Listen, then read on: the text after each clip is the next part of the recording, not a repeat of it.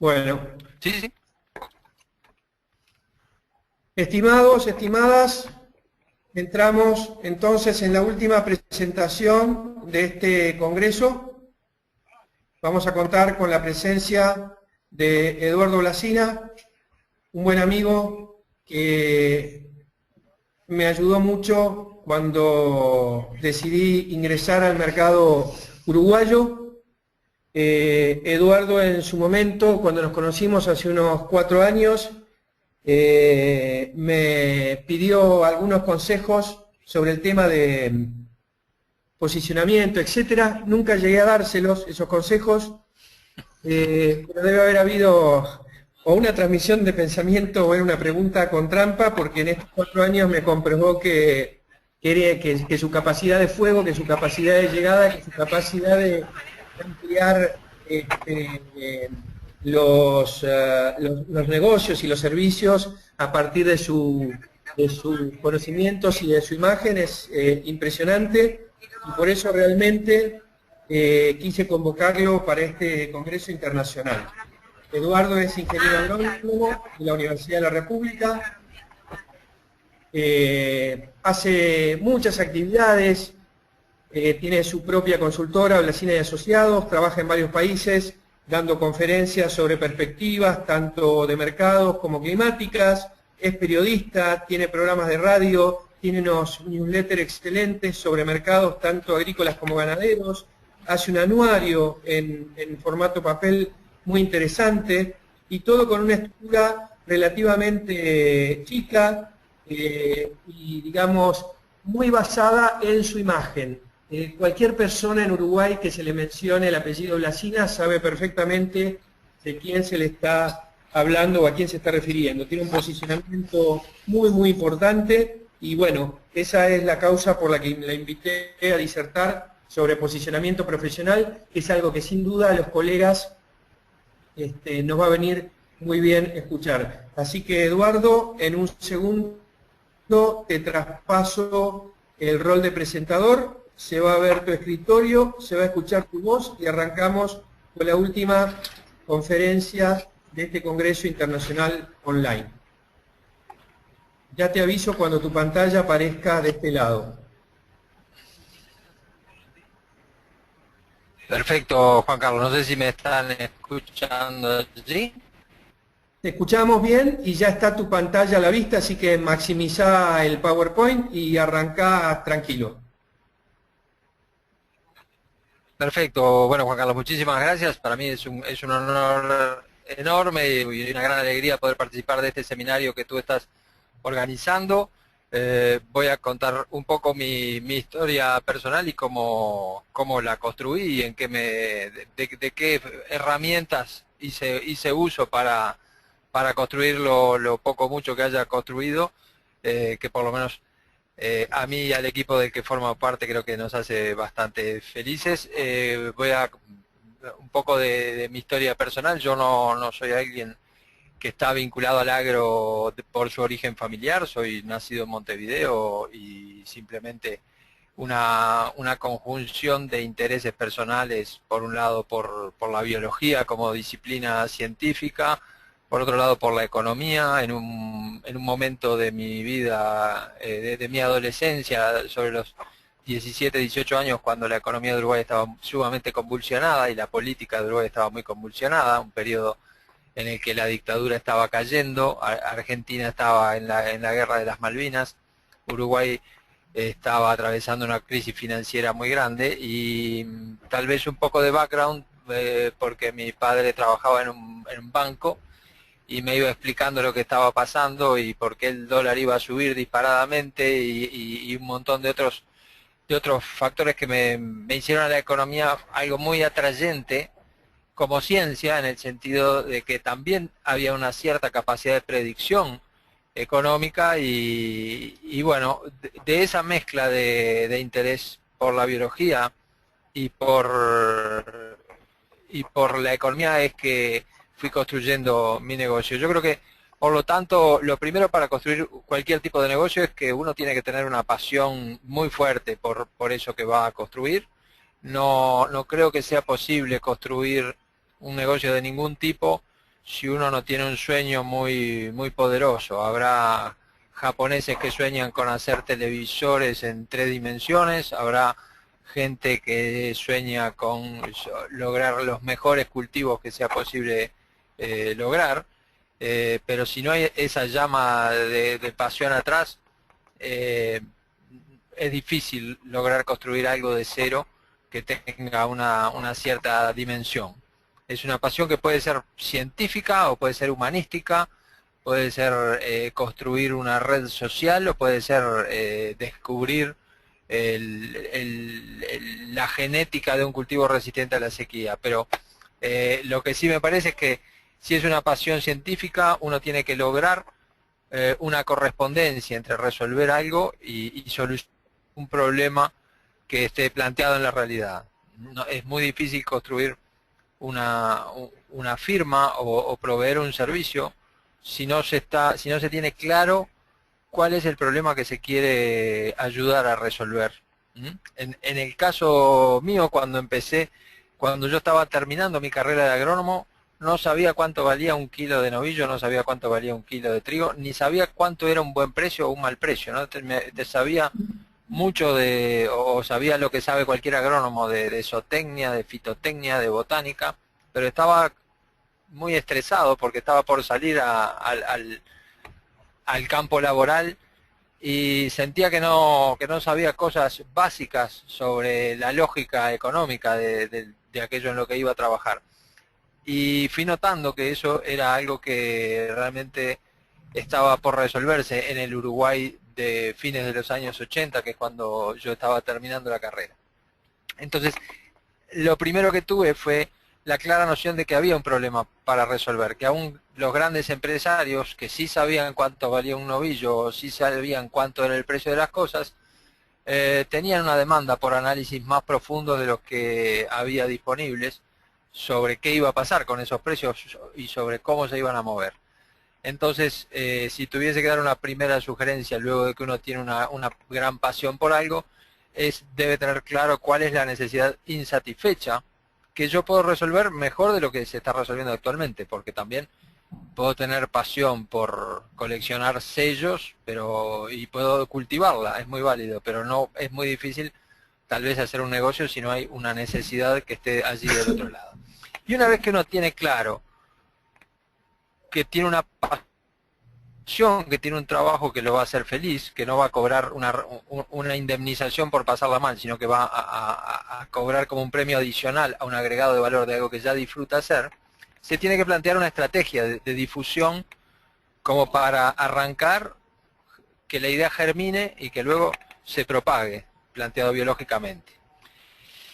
Y allí hay un concepto que a mí me parece muy útil, que es el concepto de meme, un concepto paralelo al del gen en biología, sería como un gen cultural. Entonces uno debería lograr, si va a proveer un servicio o va a generar un producto, convertir esa pasión personal en lo que yo llamaría un meme colectivo.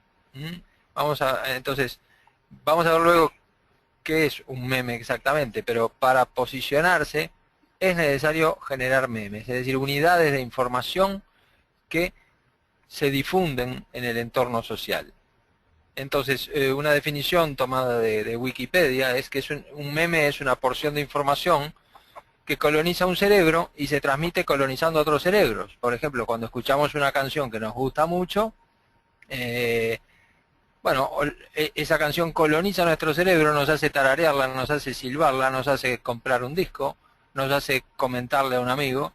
Si yo me pusiera a pensar canciones de este año, por ejemplo, hay una canción que se llama Happiness, que ha sido un meme sumamente exitoso, que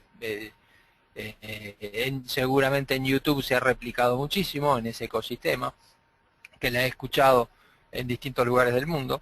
Eso es un meme exitoso. Si yo me pusiera a hacer una canción, como no sé de música, seguramente podría hacer una canción, pero seguramente sería un meme muy poco exitoso que no entusiasmaría demasiado. Hay otros memes que son muy importantes para lo que estamos discutiendo aquí.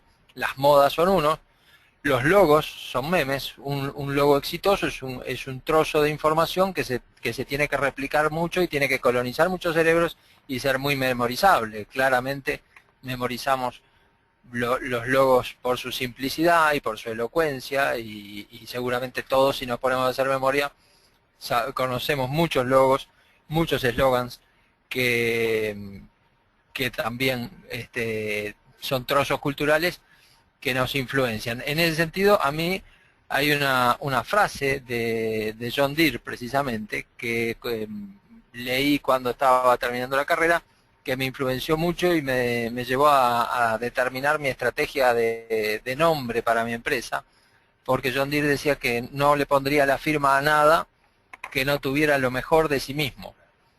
De manera que con el nombre de su empresa estaba garantizando que él a los tractores que hacía o a las herramientas que hacía les iba a poner lo mejor que él tuviera para poner. Entonces, a la hora de pensar un nombre para mi empresa, lo copié a John Deere en el sentido de decir, bueno, yo voy a proveer información poniendo mi nombre por delante. Si yo hago algo que no es de mucha calidad, no estoy solamente perjudicando a mi empresa, sino que estoy perjudicando mi nombre y el de mis antepasados. O sea, la máxima garantía de que yo pongo todo lo mejor de mí en eso que voy a hacer. Y el concepto de meme a mí me resulta muy importante, porque cuando yo trabajo en las distintas áreas en las que trabajo, me planteo como meta llegar a un nivel de excelencia tal que la información o el producto que yo transmita sea lo suficientemente bueno en el receptor como para que colonice su cerebro y lo estimule a generar una situación de recomendación. Yo creo que ese es un concepto para mí clave, por lo menos yo lo uso muchísimo. Yo tengo que lograr que la persona que me contrata, después que me contrató, le diga a alguien: no sabes qué buen servicio me dieron, o no sabes qué interesante lo que leí, o no sabes qué valioso lo que escuché. Si yo logro eso, esa es mi definición de éxito. Pues seguramente muchas veces no me entero, y seguramente muchas veces tampoco pasa porque no lo logro. Esto es como saltar la garrocha. O sea, para lograr que alguien recomiende algo, uno tiene que dar un salto lo suficientemente alto de calidad. Pero ese es por lo menos lo que yo uso como idea, y eso es lo que para mí significa un meme. Es decir, yo tengo que hacer algo lo suficientemente bueno como para que llegue al cerebro del que me contrató o usó mi servicio, pero además se siga multiplicando en otros cerebros, de los cuales yo no voy a tener estricta noticia. Entonces, es una unidad teórica de información cultural que es transmisible de un individuo a otro, de una mente a otra, o de una generación a la siguiente. Es una idea que acuñó un autor que a mí me gusta mucho como filósofo, como pensador, que es Richard Dawkins, en un libro que para mí es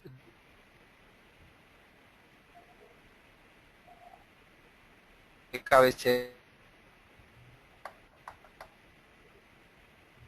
Yo creo que allí lo podríamos desagregar un poquito y pensar que cuando uno se comunica, o cuando uno provee un servicio, o cuando uno vende una bolsa de semillas, lo que sea que uno haga, pueden pasar tres cosas: o logra una influencia suficiente como para generar una recomendación, o no genera una gran diferencia. Muchas veces, si uno va a un restaurante, le puede parecer que el restaurante es bueno, pero no tan bueno como para recomendarlo. Es algo aceptable.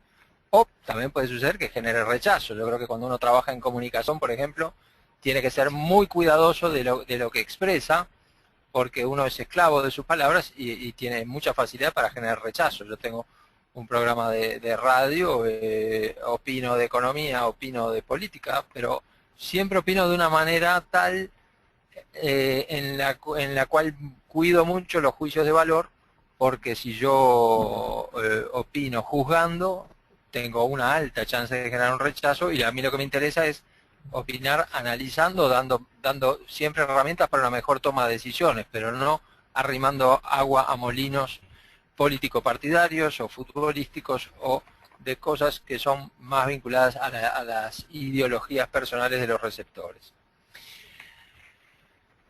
Luego que me planteé esa lógica de funcionamiento, me surge la importancia de la estrategia, y aquí lo que usé, o lo que me surgió, fue pensar un poco en términos militares, y Esto lo planteo, por supuesto, todo muy metafóricamente, en el sentido de que no tengo ninguna simpatía ni por guerrillas, ni por milicias, ni por nada que sea violencia política, pero sí me parece que cuando uno arranca de cero, como arranqué yo, que arranqué siendo yo y una computadora que me regaló mi mamá cuando me recibí, eh, tiene que pensar en términos de querer conquistar el mundo, si se secuencia, porque si uno no piensa con metas de ese tipo, también es difícil encontrar la motivación.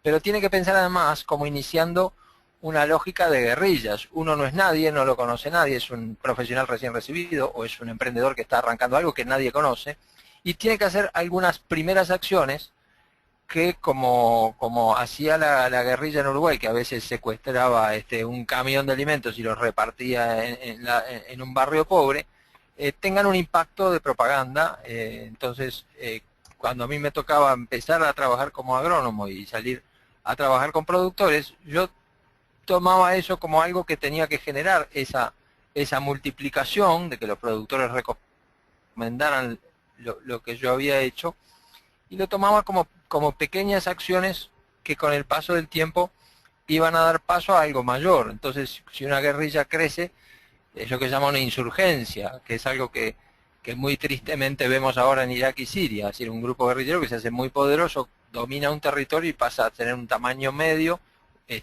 y un ejército regular. Cuando hablamos de un emprendimiento que arranca por una persona sola, el tener un ejército regular es poder empezar a contratar a alguien que te ayude, porque realmente vas teniendo una demanda y vas teniendo una cierta escala y empezás a precisar delegar cosas. Y finalmente, si eso también resulta exitoso, pasaría a ser un Estado o pasaría a ser una empresa ya con otra lógica, con otras dimensiones, que es a lo que uno aspira. Yo creo que aunque uno arranque de cero siendo uno en sí mismo, tiene que aspirar, tiene que tener en cierta medida una mirada imperialista, en el sentido de decir, yo creo que en esta era, en este siglo XXI, en el que las comunicaciones son tan fluidas como estamos comprobando en este momento, que yo estoy viajando en un ómnibus por Iowa y pudiendo dar esta conferencia, uno siempre tiene que plantearse a su empresa como una empresa global. Por más que lo vea como muy lejano en el comienzo, y por más que sea una tarea que arranca en lo local, yo la verdad es que estoy muy agradecido de la vida por poder trabajar con gente de China, por haber estado ayer conversando con una mujer de Etiopía, experta en genética molecular de maíz, y creo que eso hace muy disfrutable el trabajo, pero además es algo que siempre es factible ahora y siempre ayuda a la sustentabilidad de un emprendimiento. Entonces, haciendo un poquito más, lo que yo entendí era la estrategia de posicionamiento. En el comienzo lo que ya se hace, se consiguen trabajos pequeños, pero tengo que lograr una cierta sorpresa en el receptor. Yo justamente en esta gira me encontré con un productor que participó de una jornada para la que me contrataron cuando yo estaba arrancando recién, en la cual yo había cobrado $100, no me voy a olvidar, y después de trabajar todo el día, una persona de ese grupo de productores me dijo, mira, tu trabajo vale más de lo que lo cobraste. Bueno, ese era exactamente el objetivo que yo quería. Si hubiera generado la percepción contraria, posiblemente la estrategia se hubiera cortado allí. Ese me parece que cuando uno arranca, tiene que sacrificar margen todo lo posible, tiene que hacer el mayor esfuerzo posible para que la gente se quede en cierta manera sorprendida de la relación calidad-precio. Y es la etapa más difícil, es como un bebé. ¿Sí? Un problema grave acá termina con el emprendimiento, pero también suele ser algo que sucede cuando uno es joven y tiene mucho empuje, pero el arranque, por definición, es donde la tasa de mortandad de la empresa va a ser más alta. Lo otro que sucede es que a veces uno hace un excelente trabajo, le dicen eso, pero luego por semanas y semanas no pasa gran cosa. Y creo que allí también Churchill tiene varias frases referidas a que los únicos que fracasan son los que no son lo suficientemente persistentes. Entonces, bueno, ahí creo que hay un factor vinculado a la paciencia, pero una vez que llega una segunda chance y uno repite una buena performance, ya todo, como cuando uno arranca a andar en bicicleta, la segunda pedaleada es más fácil y la tercera es más fácil. Entonces, se pasa, por lo menos teóricamente, a una fase siguiente. Entonces, la mayoría de urgencia en los trabajos y se genera un cierto flujo, ahí es necesario pasar a una segunda etapa, tratar de generar algún ahorro y hacer alguna apuesta, por un lado en términos de personal. Uno solo, la posibilidad de crecimiento que tiene es bastante acotada al tiempo personal que tiene. Y lo otro que a mí me resultó muy importante, tal vez por el tipo de negocio en el que estoy, que era la información de mercados. A mí lo que me interesaba era dar la visión más profunda de mercados posible, pero al surgir Internet en esos años, a mí lo que me parecía fundamental era generar una red. Yo leí un libro de un autor que se llama Kevin Kelly, que planteaba la lógica de la nueva economía, que era algo de lo que se hablaba mucho en los 90, cuando estaba el Nasdaq volando, y que era, bueno, hay que construir una red y hay que tratar de generar cosas pequeñas, en términos de información, pequeñas, cortas, gratuitas, un poco lo que terminó siendo la lógica de Twitter. Entonces, allí lo que me parece clave en la segunda etapa es generar una red. Yo soy un poco obsesionado con esto de construir redes de conocimiento, de manera de conectar en forma estable a la empresa con los que habían sido clientes, con los que podían ser clientes.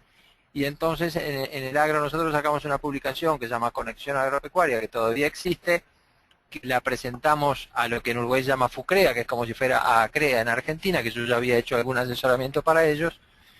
Y también me acuerdo allí que cuando le dije, bueno, la empresa va a dar información gratis todos los lunes, cómo creemos que se van a mover los mercados en la semana, cómo arrancan, y esto va a ser gratis y va a ser siempre gratis. Y un agrónomo me preguntó, bueno, ¿dónde estaba el truco? ¿Cuál era el engaño? Porque nadie trabajaba gratis. Y yo no tenía claro cuál era el negocio, pero sí tenía claro que si yo le iba llegando a cientos y luego a miles de productores al disco duro de sus PCs en aquel momento, el negocio de alguna manera iba a aparecer. Lo que a mí me interesaba era construir la red, generar fuentes de información, posicionarme como referente y hacer, por supuesto que había que hacer un sacrificio de todos los lunes, ordenar esa información, pero era algo que a mí no me venía mal como analista, plantarme todos los lunes, decir, bueno, ¿qué es lo que me parece que va a pasar? ¿En qué situación estamos? Y qué es lo que nos parece va a ser lo más importante para esta semana.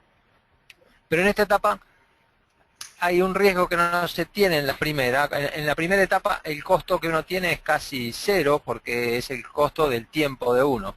Aquí ya se tienen que asumir costos, que en Uruguay por lo menos son un gran problema, porque contratar gente implica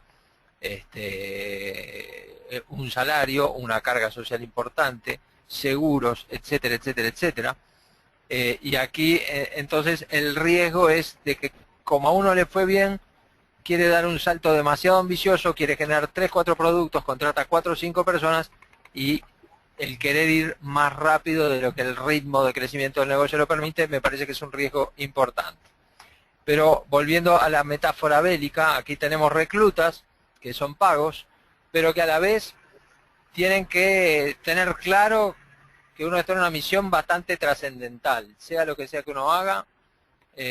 Yo tengo como concepto que el objetivo de las empresas no es la rentabilidad, luego lo voy a desarrollar un poco más, pero la gente tiene que tener tan claro como uno la misión que uno tiene, que es, en mi caso era darle al productor agropecuario uruguayo una información de primer mundo cuando el agro no estaba en una situación de primer mundo. En cierta manera es cambiar el agro uruguayo a través de darle más información a los que estaban en la línea de talla de producción. Yo diría que ahora lo que yo podría decir, tengo una empresa que ya está establecida, que donde mal que bien en Uruguay soy bastante conocido y mucha gente reconoce como útil mi trabajo.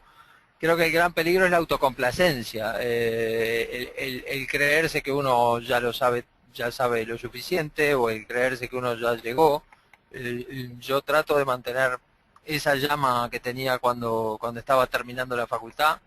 Trato de ponerle nafta todos los días y no me cuesta mucho, pero creo que es una lógica actitudinal que es fundamental para persistir en el desarrollo de la empresa. Entonces, es un poco algo que yo veo mucho en fútbol, por ejemplo. En Uruguay hay un equipo que se llama Defensor, que no es ninguno de los dos más conocidos, Peñarol y Nacional, que tuvo una actuación exuberante en la Copa Libertadores, llegó a las semifinales, y luego en el campeonato local tuvo dos partidos que fueron bochornosos hace 15 días. El mismo equipo, el mismo plantel que llegó a las semifinales en la Libertadores, perdió su primer partido por 5 goles aquí y luego perdió su segundo partido con un equipo muy débil.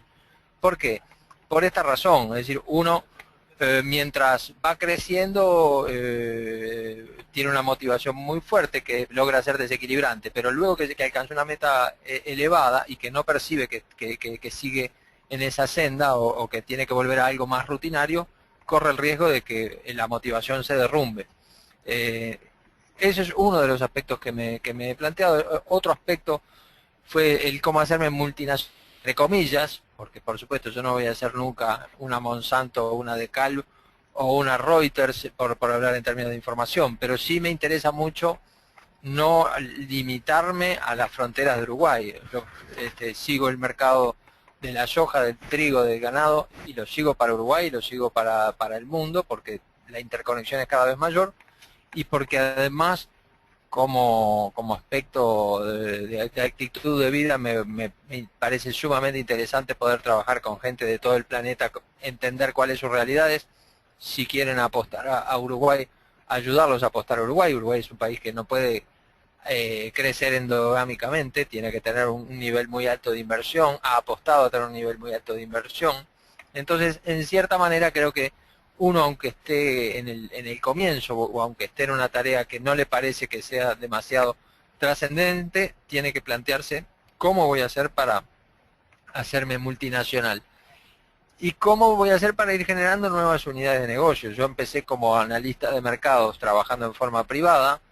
Un día uno de mis clientes tenía acciones en un diario y me pidió que escribiera columnas de análisis económico en un diario, y terminé de periodista sin haber soñado que yo como agrónomo iba a ser periodista agropecuario. No era algo que me proponía, y una vez que estuve en el diario me llamaron de una radio, y lo que uno sí tiene que tener es siempre la humildad y la capacidad de saber que tiene que estar aprendiendo todo el tiempo. Yo me puse a leer de periodismo, me puse a tratar de entender cómo era la lógica con la que se escribe una buena nota periodística descriptiva, cómo se escribe una noticia, cómo se escribe una columna, cómo se escribe un editorial, y a fijarme en aquellos periodistas que son referentes. Por ejemplo, hay un estadounidense que se llama Guy Talese, que yo lo recomiendo como periodista, gente que se pone a investigar un tema y que lo logra explicar de una manera muy clara. Y muchas veces los profesionales universitarios vemos al periodismo tal vez como una profesión de un poco menos rango, porque un periodista no es especialista en nada, pero sí hay una cosa importante, que es que si uno no expresa con total claridad lo que piensa, o es que no está pensando muy claramente, o está desvalorizando su pensamiento por no expresarlo con claridad.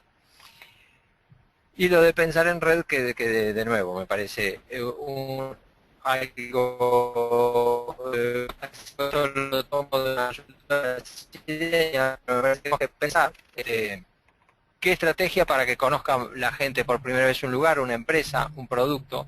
Y cuando pensamos esto, deberíamos pensar que China es un mercado, es el principal mercado numéricamente, pero que el segundo mercado entre China e India es Facebook, tal vez, según esta estadística, y tal vez Facebook pase a China, y luego viene la India, pero luego viene Twitter, y luego viene WhatsApp, que el otro día llegó a 600 millones de habitantes, por decirlo entre comillas. Entonces, me parece que es importante cuando uno, sobre todo cuando se dan servicios, tal vez cuando uno vende un insumo agropecuario no es tan así, pero cuando uno da un servicio como doy yo, vinculado al agro, tengo que pensar qué estrategia para llegar a otros países y qué estrategia para insertarme en redes que me van a llevar, quién sabe, a qué país. Entonces, me parece que se pasa de un paradigma tal vez más vertical, donde en otras épocas se creía mucho en grandes caudillos que fueran capaces de conducir a las masas, que fue un poco el paradigma industrial del siglo XX, un Henry Ford o presidentes como fueron tantos del siglo XX, que se buscaba el presidente iluminado, el líder iluminado que resolviera los problemas, a una lógica me interesaba dar la información a gente que nunca me pagara un peso, por ejemplo, pero generar eso de dar algo a cambio de nada, que me parece que en términos de posicionamiento es realmente muy bueno. Es decir, cuando vamos a un hotel y nos dan un servicio muy bueno, regalan además un blog con una lapicera linda, bueno, eso de repente hace mucho más, y eso obliga a una actitud de decir, bueno, yo soy agrónomo, tengo que estar al tanto de todo lo que pasa en la agronomía, tengo que estar al tanto de todo lo que pasa en la economía, y además tengo que ponerme a aprender la nueva red social que sale, cómo funciona, y realmente a mí es de las cosas que me pasa, que me resultan exigentes. Yo sé que tengo que estar en la web, sé que tengo que tener una cierta presencia en Facebook, aunque Facebook me parece que se va quedando más como algo social no profesional. Sé que tengo que estar en LinkedIn, sé que tengo que estar en Twitter, sé que tengo que usar el Skype, y sé que dentro de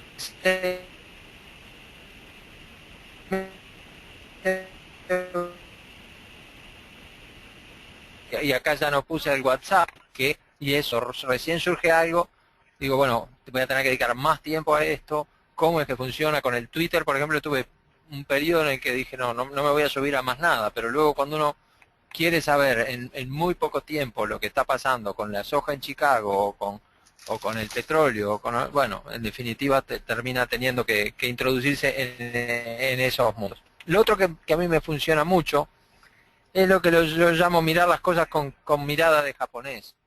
Lo uso para mirar el Uruguay, lo uso para mirar mi empresa. Es decir, si un japonés mirara lo que estoy haciendo, o mirara mi país, o mirara el sector agropecuario, ¿cómo lo vería?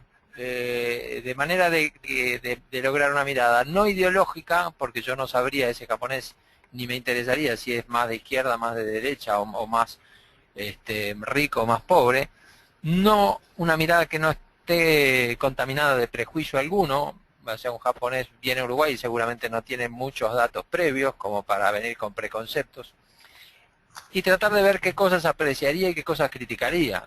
Por hablar de mi país, en Uruguay, si uno anda por las carreteras, ve muchísimas bolsas de nylon que seguramente a un japonés lo horrorizarían, y que yo creo que sería bueno que en algún momento encontráramos la manera de sacarlas, reciclarlas, convertirlas en columnas o en camperas o en algo así.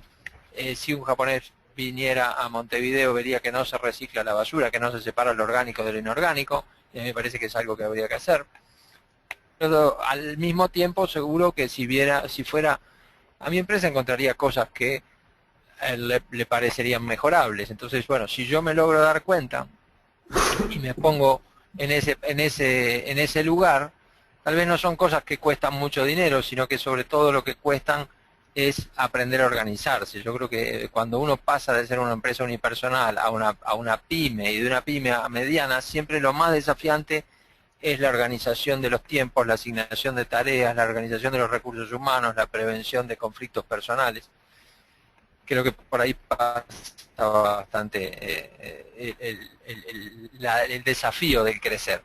Lo otro que me parece importante cuando uno se plantea una estrategia de posicionamiento, naturalmente, es el cómo convivir y utilizar a los medios en el buen sentido. Es decir, si me tengo que comunicar, voy a tener que usar medios de comunicación, y, por ejemplo, en esa lógica de guerrilla. Yo podría decir, bueno, llegué a una dimensión tal por la cual voy a llamar a una conferencia de prensa, voy a hacer una charla en algún lado, y muchas veces se pone mucho esfuerzo en conseguir un buen expositor, en generar una actividad que agregue mucho valor, pero que luego no tiene la repercusión que se esperaba. Y como me tocó trabajar como periodista, me di cuenta de algunos de esos errores frecuentes, por decirlo así. Muchas empresas que, por ejemplo, hacen una actividad y mandan un mail invitando, pero no vuelven a al periodista. Y entonces, bueno, uno recibe 20 mails, le dan ganas de ir a algunas cosas sí, a otras no, pero hay de esos 20 hay 4 o 5 que además lo llaman y dicen, che, voy a hacer esto, la verdad que me viene bien que vayas, mira que va a estar interesante, te reservo, y entonces muchas veces uno como empresario lo ve del otro lado del mostrador y no hace toda esa tarea de, bueno, si yo quiero que un medio me multiplique mis memes, tengo que ubicar al periodista, generar un vínculo con el periodista, mostrarle que eso es importante, mostrarle que me importa que él vaya, y entonces ahí sí logro un resultado esperable, que son notas periodísticas o que la actividad sea comentada. Lo otro que yo plantearía es cómo se hace, uno está enmarcado en definitiva en una bandera, que es la bandera de su país, y el posicionamiento que el país tiene es de gran importancia, y uno cree a veces que el posicionamiento del país es algo externo, a uno le tocó estar en ese país tiene un posicionamiento mejor o peor, pero uno también influye en ese posicionamiento, sobre todo cuando trata con gente que no es de ese país. Entonces, lo aplico pensando en el país y lo aplico pensando en mí mismo, es decir, cómo es que a mí me gusta que me vean, y tiene que ser verdad cómo me gusta que me vean. Y si yo tuviera que poner una serie de palabras que yo trato de transmitir en mis actividades laborales, yo trato de mostrarme como alguien increíble, como alguien que es honesto, que es fidedigno, que es moderno, que tengo peculiaridades locales. No voy a dejar de tomar mate porque venga alguien de Alemania, pero que sé lo que está pasando en Alemania a grandes rasgos, vivo en un mundo globalizado e interconectado. Y que porque trato con un extranjero, no le voy a tratar de hacer una diferencia que no le haría a un local, que es algo que muchos extranjeros temen cuando vienen sobre todo a América del Sur, de que, bueno, como me ven que soy gringo, me van a cobrar 3 veces más, y eso genera mucha irritación. Entonces, también me gusta sorprender a un extranjero por ofrecerles una relación precio-calidad que es la razonable y la misma que le aplicaría a un trabajo que le haga un uruguayo. Pero sobre todo, que la tarea que uno hace tiene que tener un propósito trascendente que resulte recomendable universalmente. Es decir, en mi caso es darle información a productores o a inversores o a gente que va a arriesgar un dinero, sea poco, sea mucho, a gente que está haciendo un trabajo y quiere valorizarlo lo más posible porque de eso depende el ingreso de su familia. En el caso de la agricultura, creo que el propósito trascendente es sumamente noble, es lograr un mundo sin hambre, es lograr que los 7.400 millones de habitantes tengan una alimentación de calidad y que eso se haga sin dañar el medio ambiente, sin cambiar el clima, que ya está cambiando peligrosamente, etcétera, etcétera, etcétera. Pero uno tiene que tener claro cuál es ese propósito, que en lo posible debe ser un propósito universal. Entonces, otra cosa que yo tuve, cuando yo empecé dando clase en la Facultad de Agronomía, de clases de Economía Agraria, en ese entonces tenía un salario muy bajo, pero me permitía estudiar y ser remunerado por mis horas de estudio, y allí me topé estaba muy de moda el concepto de la calidad total, allí, por lo menos en Uruguay, estaba irrumpiendo con fuerza, y me topé con un autor japonés, Ishikawa, que planteaba que el objetivo de las empresas no era la rentabilidad, y eso rompía el paradigma de todo lo que yo había estado estudiando en ese momento, que decíamos, el objetivo de las empresas es ser rentables. Y este autor proponía algo que me pareció muy simpático, que decía, el objetivo de las empresas es darle felicidad a todos los que participan de esa empresa, como cliente, como proveedor, como empleado, Si la empresa no le da felicidad a los que participan de ella, la empresa no tiene ningún sentido. Por supuesto, da más felicidad una empresa rentable que una no rentable, y una no rentable finalmente no es sustentable. Pero decir que una empresa tiene como objetivo la rentabilidad, me parece a mí, es como decir que el objetivo de nuestra vida es comer. No, por supuesto que tenemos que comer porque precisamos la energía para vivir, y que cuanto más disfrutemos de esa comida, mejor. Hay un matiz. Uno trata de que la rentabilidad sea la mayor posible, por supuesto, y uno no come lo más que puede hasta convertirse en un obeso y reventar. Pero el objetivo de las empresas es lograr una rentabilidad tal que permita una situación de felicidad, sobre todo,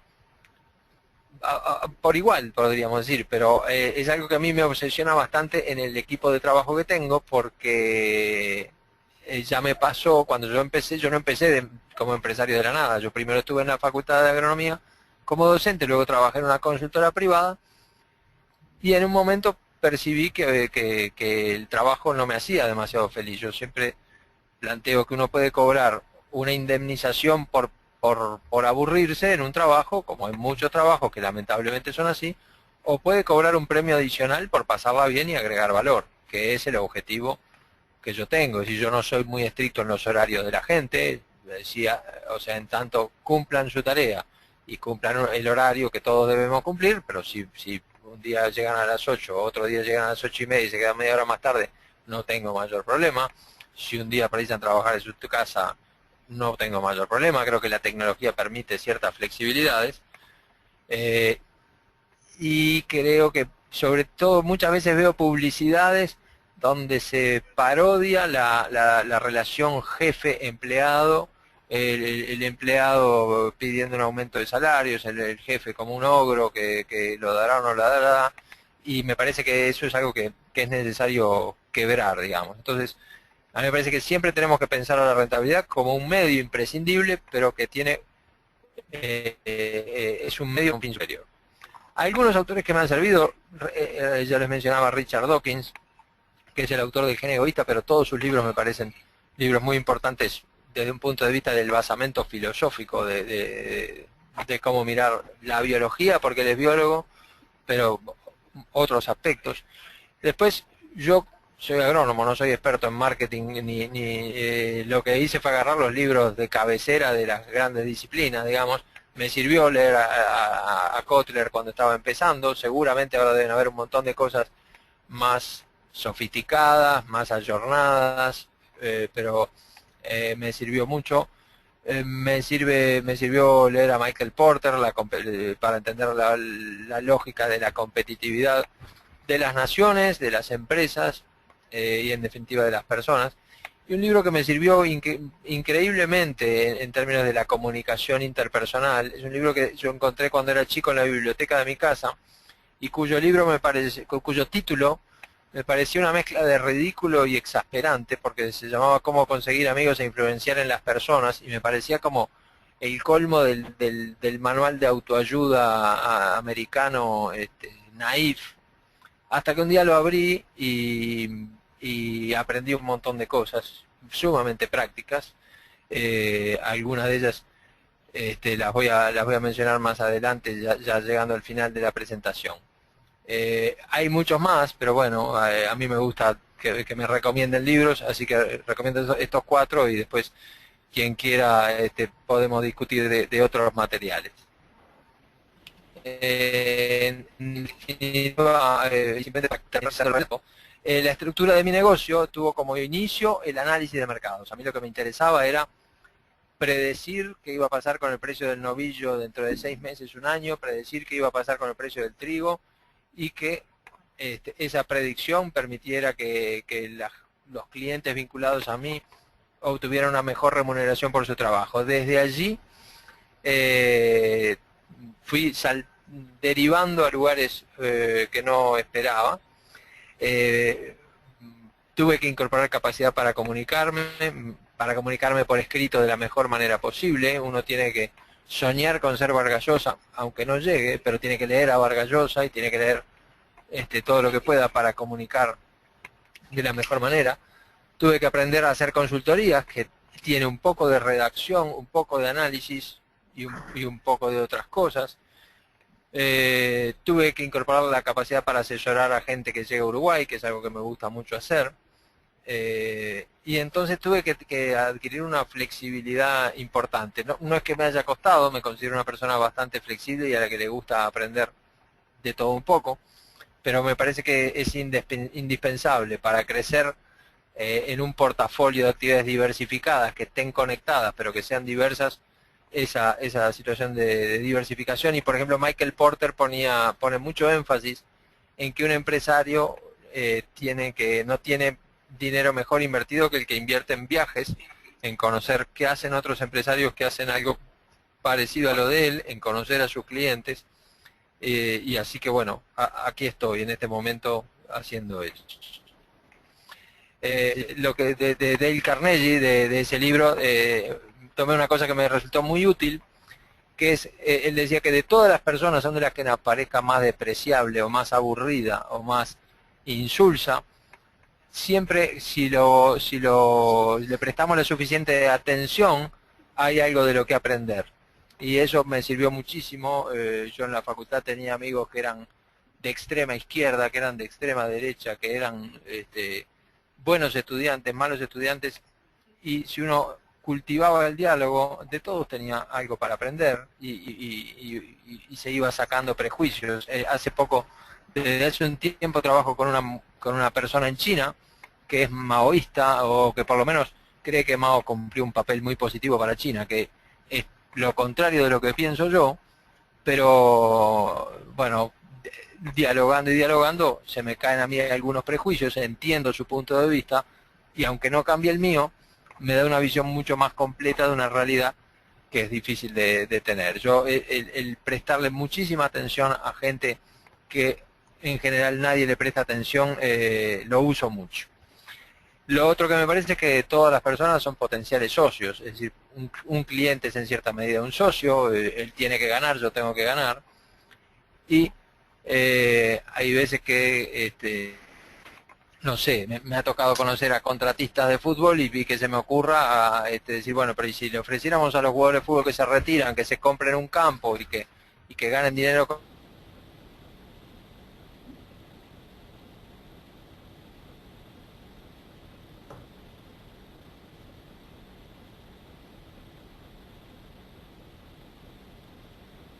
Hola, hola Eduardo, te perdimos. Hola, hola, hola. Hola, hola.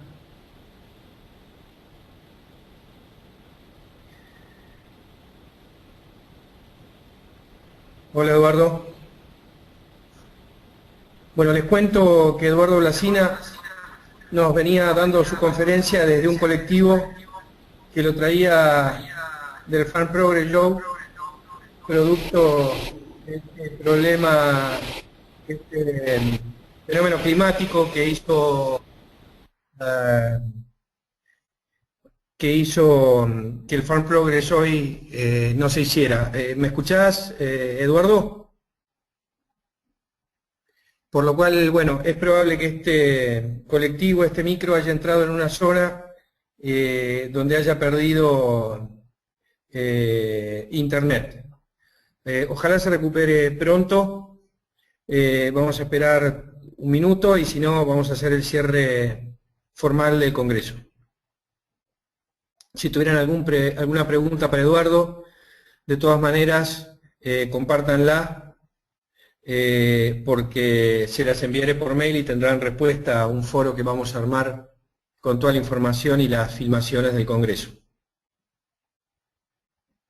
Parece mentira que a 5 minutos de terminar 2 días de conferencia sin mayores complicaciones pase esto. Pero bueno, son cuestiones que pueden llegar a ocurrir. Eduardo.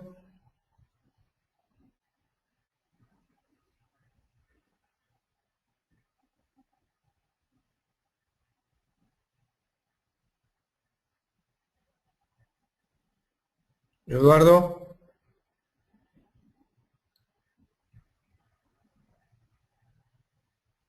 Eduardo.